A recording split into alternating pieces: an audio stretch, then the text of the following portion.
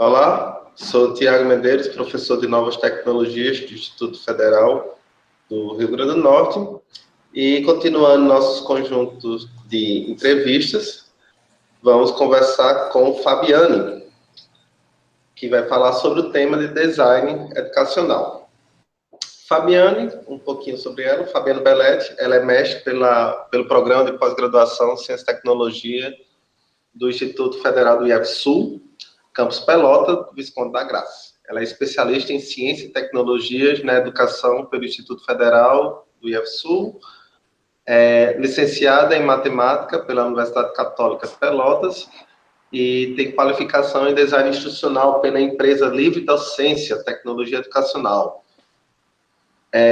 Inicialmente, bom dia, professora, agradecer pelo convite de aceitar e agraciar com seu conhecimento e sabedoria sobre a área.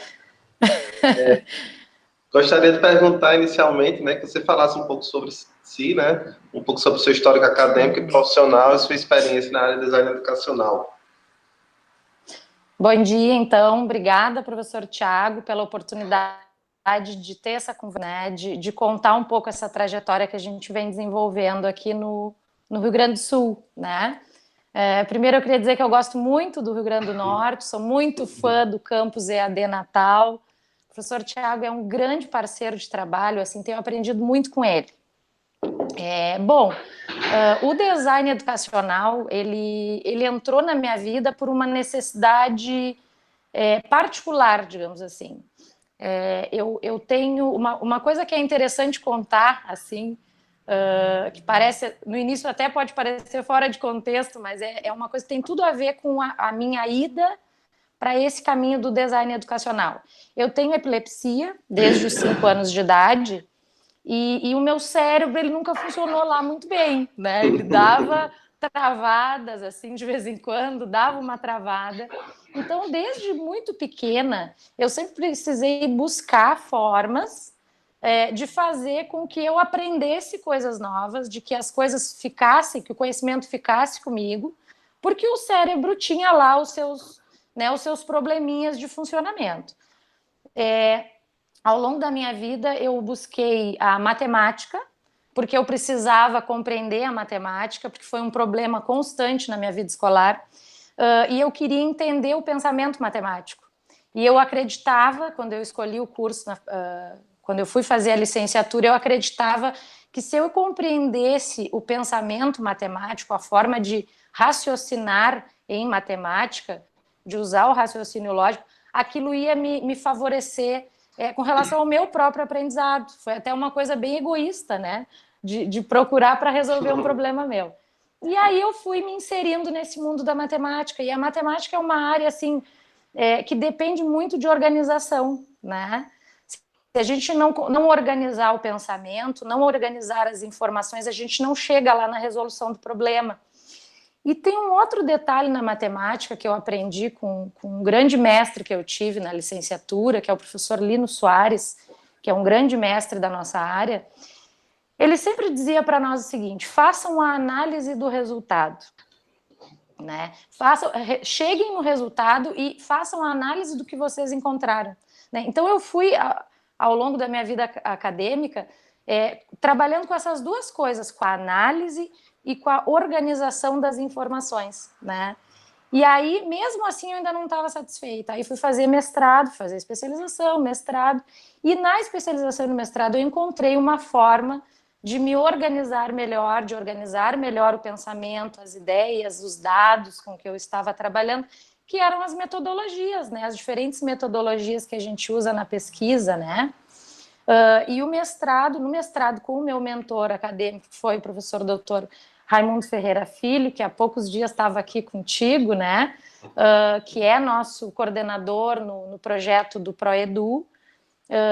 Com o Raimundo eu consegui melhorar, né, essa coisa, esse processo, né, de organização de informações e de como fazer as análises das situações.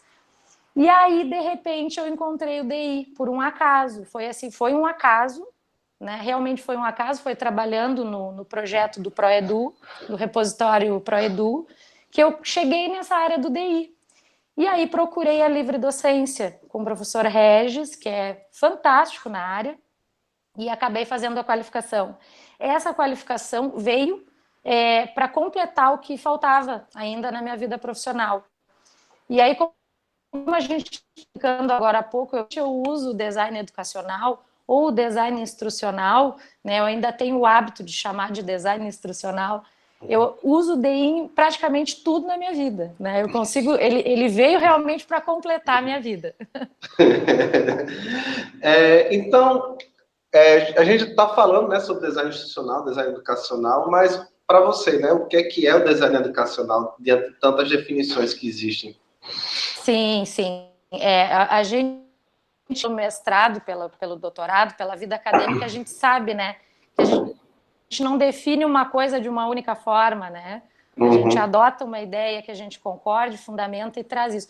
Para mim, o DI é de fato uma metodologia, né? É uma metodologia que eu escolho, né? Assim como eu escolhi lá na minha pesquisa de mestrado uma metodologia que se encaixava melhor, eu escolhi o DI, e aí uma teoria específica do DI, que a gente usa para trabalhar, para poder dar o andamento, né, das ações, seja do planejamento de um treinamento, de um curso maior, da produção de um material didático, né? Então, para mim, ele vem como uma metodologia, assim, já assim na minha religião DI, assim, quase como uma filosofia, né? Para produzir um bom design educacional, o que você falaria para os nossos alunos? Quais dicas você falaria para os mesmos? Uhum.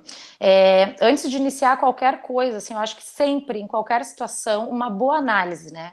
Uma boa análise do contexto onde tu tá, das necessidades daquele contexto, né? Uma boa análise do teu público-alvo e uma boa análise dos teus objetivos, né? Eu acho que são os 3 pontos principais, porque no momento em que a gente consegue compreender onde a gente está e para quem a gente quer trabalhar ou desenvolver alguma coisa, a gente consegue. E o que a gente quer com aquilo, né? Acho que são 3 pontos bem fundamentais. Isso para quem faz a licenciatura, isso vem na licenciatura já. Porque quando a gente aprende, claro, de uma forma muito simples ainda, né? Quando a gente entra na licenciatura, a gente tem aquelas aulas lá onde a gente aprende a fazer o planejamento das aulas, fazer o planejamento das unidades, né? Fazer o plano de ensino daquele semestre ou daquele ano, né? E lá nesse início de licenciatura, a gente começa a ter sinais de que a gente deve se importar com esses 3 fatores, né? Com o contexto que a gente está, o que é a necessidade daquela aula, para quem eu estou dando aquela aula e o que eu quero com aquela aula, né? Quais são os objetivos daquela aula. E aí, a partir dessas 3 análises, o planejamento que se sucede e as ações que se sucedem, elas parecem que elas ficam mais natural, né? As coisas vão surgindo mais naturalmente, não dá tanto trabalho, né? Eu vejo o DI também como uma coisa que facilita, te economiza tempo de trabalho, né? E dos projetos de DI que você já viu, né? Quais são os maiores problemas que você percebe? Quais os principais erros que o pessoal geralmente comete? Sim.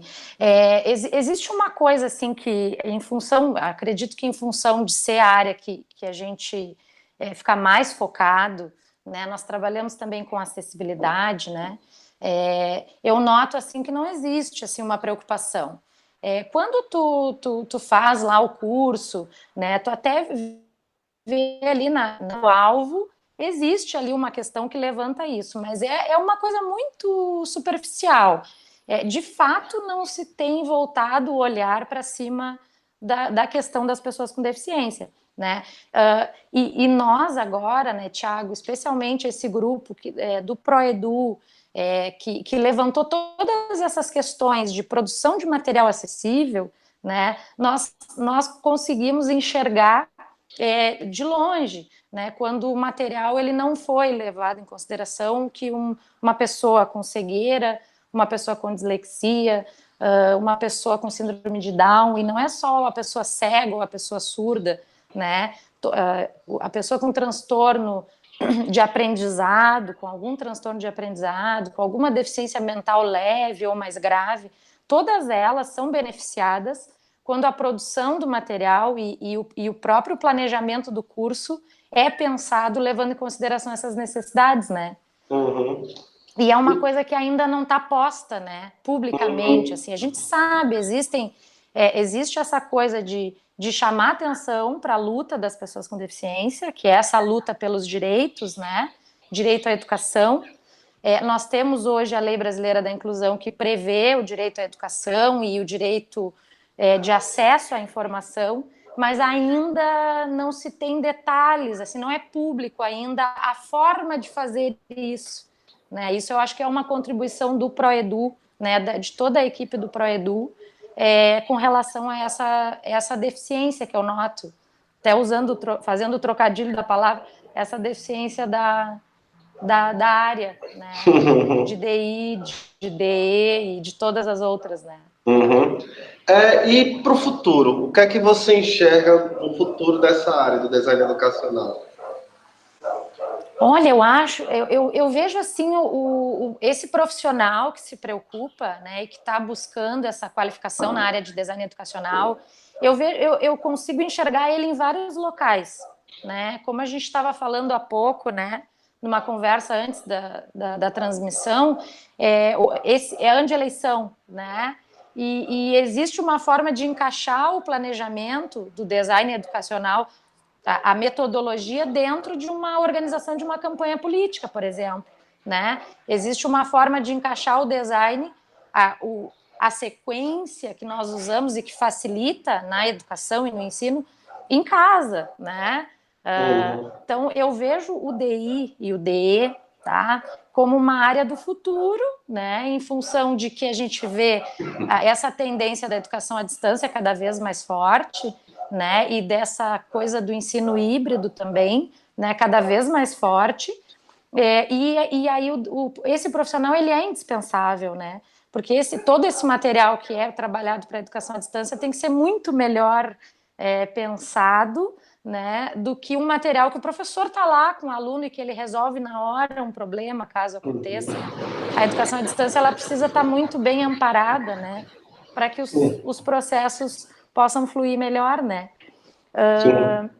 E existe essa coisa hoje em dia, que nós também já conversamos sobre isso aí em Natal, inclusive, da questão da ideia do conectivismo, né? Tá entrando em discussão ainda, todo mundo meio desconfiado com a teoria, né? Uns consideram uma teoria de aprendizagem, outros não, mas essa ideia do conectivismo, de como nós vamos preparar os futuros aprendizes, no caso, né? Que nós não temos mais aquela função com essa questão da conectividade mesmo, das redes e das mídias sociais todas, da forma como vem sendo usado. A gente não está mais no papel do professor que vai dar um conteúdo e passar uma tarefa, né? A gente já está vivendo essa coisa de preparar uma criança, um adolescente para filtrar um material, para fazer uma boa pesquisa, para usar bem as redes, né? Isso a gente vive em casa, né? A gente vive em casa com os filhos, com os irmãos mais novos, com os que estão vindo depois de nós. E uma coisa que nos pegou de surpresa, porque, né, eu sou dos anos 80, né, a maior tecnologia que a gente tinha na época era um videocassete, já era uma coisa absurda, né?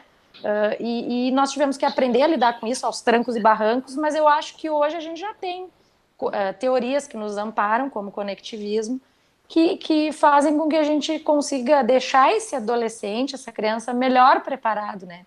E eu acho que aí é que entra o profissional, né? O desenhista, como diz o professor Regis, né? Da livre docência, né? Aí entra o desenhista realmente para estar pensando e prevendo, né, essas coisas e fazendo com que esses materiais sejam melhor produzidos e que as implementações desses cursos sejam que as coisas possam ser reavaliadas e reestruturadas, né? O profissional ele é o cara que vai estar do início, no início, durante e vai permanecer, né? Ele deve permanecer, né? Que é uma coisa que, infelizmente, o professor hoje, no ensino presencial, ele vai fazendo meio que sozinho, né? Ele precisa se virar sozinho, né? E o DI, ele vem, né, como um amparo, né? Dentro dessa... Eu enxergo assim. Ótimo. Vou deixar só a Daiane, que está online, né, no momento, que ainda vai passar para o pessoal. Daiane, você quer fazer alguma pergunta? Espera aqui. Não, professor. Então, Fabi, agradeço imensamente por compartilhar um pouquinho sobre sua experiência. Ela parabenizou pela live. Adorei. Sorrisos. Então, agradeço imensamente. E, pessoal, até a próxima semana. E, Fabi, novamente agradeço pelas palavras ditas. Vou deixar aberto para você fazer alguma consideração final. Eu que agradeço, professor Thiago, essa oportunidade de dialogar sobre isso, né? Nós temos grandes nomes na área de design instrucional no Brasil. É uma área nova ainda para nós, mas nós já temos grandes referências no Brasil, né? E é uma área que a gente ainda percebe assim, quando a pessoa pergunta, o que que tu faz, né? Ó, o gaúcho, né? O que que tu faz? Né? Eu trabalho eu tô trabalhando na área de design instrucional, né? Tô entrando nessa área. E ninguém sabe ainda, né? Boa parte das pessoas aqui no Rio Grande do Sul, pelo menos, né? As pessoas que não estão ligadas à educação, ao ensino à distância, ainda não sabem, né? O que significa isso? Aí tu faz aquele exercício de tentar, né, explicar e mostrar o que é essa área. Quando as pessoas entendem o que é a área, elas conseguem perceber a importância. Né? E aí vem buscar um conselho ou outro, né? Então nós estamos abertos, né? Sempre abertos para a discussão e para o diálogo. E te agradecer, professor, pela oportunidade. Obrigado e até mais, pessoal.